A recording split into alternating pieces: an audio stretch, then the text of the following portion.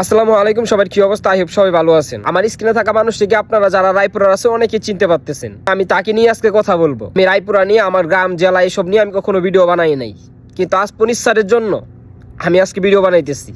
তিনি আমার একজন পছন্দের মানুষ, অত্যন্ত ভালো মনের মানুষ। ভালো মনের মানুষ কি কারণে বলতেছি, আপনারা যারা রায়পুরের আছেন তারা অবশ্যই জানেন, তার বিষয়ে অবশ্যই জানেন। আপনার পুনিশ স্যার নাকি এখন এমপি পদে দাঁড়িয়েছে, আগে ছিল ভাইস চেয়ারম্যান, এ কারণে তাকে অনেকেই চিনেন।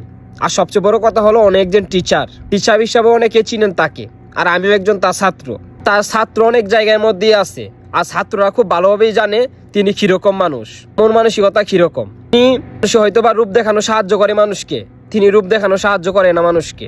মানুষ হয়তো বা এখন মানুষের রূপ দেখানো সাহায্যকে দেখতে পাই। শীতের মধ্যে রাতের আধারে গরিব অসহায় মানুষদেরকে কম্বল বিতরণ করে এখনো, এবং তার যা ছাত্র আছে গরিব অসহায় ছাত্র, তাদেরকে টাকা পয়সা দিয়ে হোক বা বিভিন্ন মাধ্যমে হোক অনেকভাবে সহযোগিতা করছে, এখনো করে থাকে। আমার বাসা রংপুরে থেকে যখন আমি স্কুলে আসতাম তখন ওইখানে একটা ছোট্ট একটা নদী পড়তো, কারণে আমাদের চলাচল খুবই অসুবিধা হতো। ওদের কাদা ছিল, পানি ছিল, আমাদের খুবই সমস্যা হইতো। পুনিশ স্যারের মাধ্যমে সেখানে একটা বাঁশের ব্রিজ বানিয়ে দেওয়া হয়েছিল, পকেটে টাকা খরচ করে। আপনারাই বলুন, এই বর্তমান সমাজে নিজে পকেটের টাকা খরচ করে অসহায় মানুষদের পাশে জনই বা দাঁড়াতে পারে? যদি দেখায় তাহলে হাজার হাজার দেখাতে পারবো। তাই বলি, আপনার মূল্যবান ভোট যোগ্য মানুষকে দেন। ভালো কিছু যদি আশা করেন তাহলে যোগ্য মানুষকে ভোট দিয়ে পাশ করান। আপনার একটা ভোট অনেক মূল্যবান, এটা আপনার বুঝতে হবে। তাই বলি, সঠিক মানুষকে আপনার মূল্যবান ভোট দিয়ে পাশ করান। ভুল মানুষকে ভোট দেওয়া মানে আপনাদের সাধারণ জনগণের ক্ষতিগ্রস্ত হওয়া। বিভিন্ন নতুন নেতারা আইসা হয়তো আপনাদের কাছে ভোট চাইতেছে, কাকে ভোট দিবেন সেটা নির্বাচন করার জন্য বিষয়ে আপনারা বিভিন্ন তথ্য নেন। যারা আপনারা পুনিশ স্যারকে চিনেন না তারা পুনিশ স্যারের বিষয়ে তথ্য নেন, আসলে পুনিশ স্যার মানুষ হিসাবে কিরকম, তারপর আপনার মূল্যবান ভোট দেন। ওটা অনেক লম্বা হয়ে যাইতেছে, কথা বললে তো কথা শেষ নাই। সত্যি কথা কি, ভালো মানুষের বিষয়ে কথা বললে কথার কোনো শেষ হয় না।